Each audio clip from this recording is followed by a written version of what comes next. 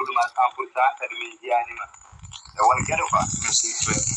yettirallah no feewi ko ɗum ɗon kadi yimɓe ko sohli par ce que sa ƴeewi mbaɗa waajo kadi leñol ngol e fantuji jam ɗum tagi neɗɗo hay goto to woppina ko jiɗɗa ƴetta ordinateur daro wi kawba so farani wadde oppamite imagine mi waɗi toon gelle ngal ina wonde toon getto nene mbaɗmi toon getto nde délinquance ne heewi nofen ne heewi Dakar aɗen Dakar waɗi ɗo tamuji waɗi e maaji ha ramasuji mbatti waɗe ɗo bentinir wiya goto wiyam ɗum tawi kam ɗo e Dakar waɗi hen ton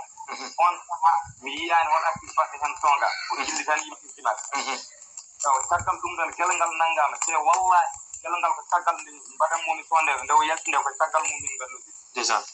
min meeɗa haaldude ene makko min meeɗa yinde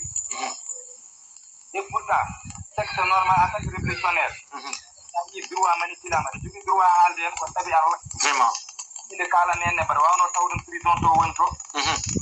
mais wonnon ko lawulam ɓe jaɓata goɗɗe ne waɗa ko ponmi wadde quoi ɓe kalni hen c'est 13 Allah waɗi hen gunde ni wona hay 2 semaines o yalti hay ɓurni gotere wi a ha gel ngal sokama gawba goto haali hen to rafriji goni walla ni walla na